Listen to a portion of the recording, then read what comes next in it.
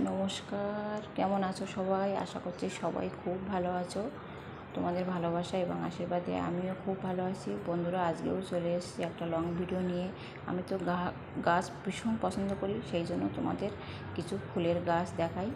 এই দেখো, এখানে টবে কিছু ফুলের গাছ আছে, কত সুন্দর দেখতে দেখো। আর এদিকটাতে আছে বেল ফুল গাছ লাগানো আছে, কত সুন্দর। এই যে, আর এই সাইডে আছে আর একটা ফুল, ভীষণ সুন্দর। আমার খুব পছন্দের এসব ফুলগুলো গাছ। এই দেখো, এখানে আছে একটা ইয়েলো কালারের গোলাপ ফুল, এদিকটাতে আছে একটা আমলকি গাছ, আর এখানটাতে আছে একটা ড্রাগন গাছ। বন্ধুরা, তোমাদের এমন ফুলের গাছ কার কার ভালো লাগে অবশ্যই কিন্তু কমেন্টে জানিও। আর এখানটাতে একটা আছে স্থলপদ্ম। আর এদিকে চলো, এই গাছটাতে তো প্রচুর আম হয়েছে। এই সাইডে আরও অনেক গাছ আছে, ফুলের গাছ, এই পাঁচিলের গায়ে। আর তারপরে দেখাচ্ছে তোমাদের এই যে রাধা কৃষ্ণের মন্দির। চলো, এবার আমি ঠাকুরকে পূজা দেবো বলে ফুল তুলতে যাচ্ছি। চলো, আমাদের ফুল গাছটা তোমাদের দেখাই। আমি কোথা থেকে ফুল নিই, মাঝে মাঝে বাজার থেকে কিনেও নিয়ে আসি, কিন্তু বাড়ির ফুল গাছ, এই গাছটাতে প্রচুর ফুল হয়। এখানে এই দেখো, ছোট ছোট সাদা ফুল। ওই সাইডে আর একটা ফুল গাছ আছে, ফুলগুলো আমি তুলে নিলাম। ফুলটা নিয়ে আমি এবার ঠাকুর ঘরে বসবো, ঠাকুরকে পূজা দেবো। ভালো করে আমি ঠাকুরকে সাজিয়ে গুছিয়ে পূজাটা দিয়ে দিলাম। তারপরে ধূপ ধুনো দিয়ে ঠাকুরকে পূজা দিলাম, দিয়ে শাঁখ বাজিয়ে তারপরে ঠাকুরের প্রণাম করে আশীর্বাদ নিলাম। হয়ে গেছে বন্ধুরা। এই দেখো, আমার ঠাকুরকে কত সুন্দর করে আমি সাজিয়েছি, দেখো। তোমাদের কেমন লাগলো আমার পূজা দেওয়াটা? ছেলে বলল, মা জামা প্যান্টগুলো কেচে দাও। আমি গামলাতে জল নিয়ে সার্ফ দিয়ে ভিজিয়ে দিয়েছি জামা প্যান্টগুলো। এই যে 10 মিনিট পরে কাচবো। তারপরে ঘরে চাল ছিল না, চালের অর্ডার দেওয়া হয়েছিল, এই যে চাল চলে এসছে। আর এদিকে আছে রিফাইন অয়েল, আর এদিকে আছে জিরা গুঁড়ো। চালের প্যাকেটটা কেটে আমি কন্টেনারে ভরে নেব। চালের প্যাকেটটা আমি কেটে দিয়েছি, এই যে দেখো, দিয়ে এবার কন্টেনারে ভরে নেব। তারপরে চলে এসেছি চা করতে। এই যে চা বসিয়ে দিয়েছি, চা ফুটছে অলরেডি, প্রায় হয়ে গেছে। এবার চা ঢালবো, হয়ে গেছে। চলো চাটা ঢেলে নিই। চা রেডি হয়ে গেছে বন্ধুরা। এবার তারপরে আমি চা খেয়ে অন্যান্য কাজ আরও করবো। চা রেডি হয়ে গেছে, চলো চা খেয়ে নিই। যেটা হচ্ছে নিমকি বিস্কুট, বিস্কুটটা খুব ভালো লাগে খেতে। চাটা খেয়ে নিলাম, দিয়ে এবার রান্না বসাবো। যে এদিকে ভাত বসিয়ে দিয়েছি, আর এদিকে ছেলের ব্রেকফাস্ট রেডি করে দিয়েছি, পরোটা আর ঘুগনি। তারপরে বাজার থেকে চিকেন এসছে, চিকেনটা এখানে ধুয়ে পরিষ্কার করে রেখে দিয়েছি।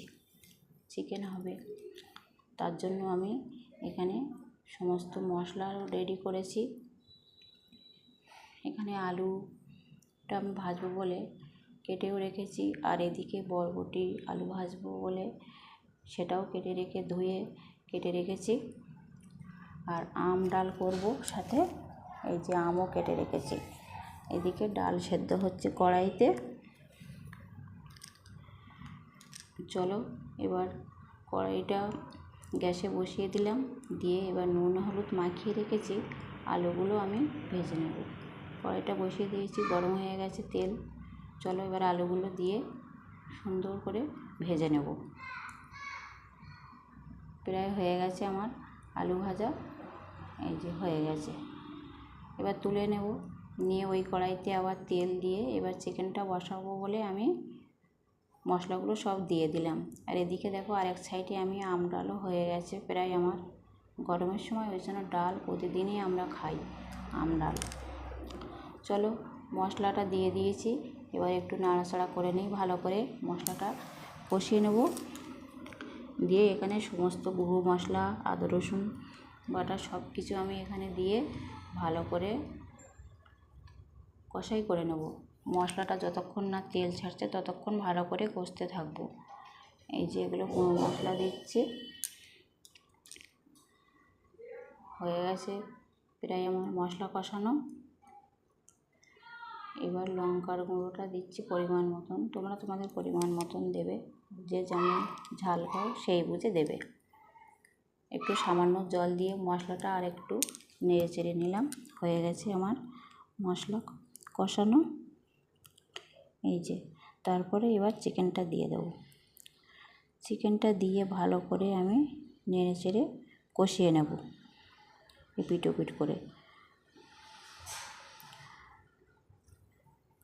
চিকেন হতে বেশি লেট হয় না। চলো এবার একটু স্বাদ মতন নুনও দিয়ে দিই। যে যেমন খাবে তেমনি স্বাদ বুঝে লবণটা দিয়ে দেবে। আমি আমার পরিমাণ মতন লবণটা দিয়ে দিলাম। এবার 10 মিনিটের জন্য ঢাকা চাপা দিয়ে দিয়েছি। এই দেখো মশলা দিয়ে তেল ছাড়তে শুরু করেছে। এবার ঢাকনাটা তুলে আমি আরও একটু 5 মিনিট কষিয়ে নেব।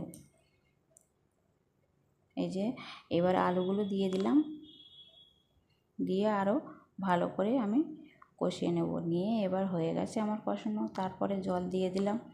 যেহেতু পোলট্রির মাংস বেশিক্ষণ হতে দেরি হয় না। এবার 10-20 মিনিটের জন্য আমি ঢাকা দিয়ে দিয়েছি। এই দেখো প্রায় হয়ে গেছে আমার চিকেন। আর এদিকে বরবটি আলু কেটে রেখেছিলাম, সেটাও আমার রেডি হয়ে গেছে। চলো বন্ধুরা খাওয়া দাওয়া করে নিই। দুপুর হয়ে গেছে, অনেকটাই লেট হয়ে গেছে। এই যে সমস্ত তরকারি আমার হয়ে গেছে। আর এদিকটা যে আমি ভাত বেড়ে রেডি করে ফেলেছি। চলো খাওয়া দাওয়া করে নিই। খাওয়ার পরে আমার ছেলে দেখো তরমুজ কেটেছে কত সুন্দরভাবে, কেটে ও থালাইতে দিয়ে দিয়েছে। তরমুজটা ভীষণ মিষ্টি ছিল। আর এদিকে দেখো আমার মিনি শুয়ে আছে আমার ছেলের কাছে। বন্ধুরা ভিডিওটা আজ এই পর্যন্তই। কেমন লাগলো ভিডিওটা অবশ্যই কমেন্টে জানাবে।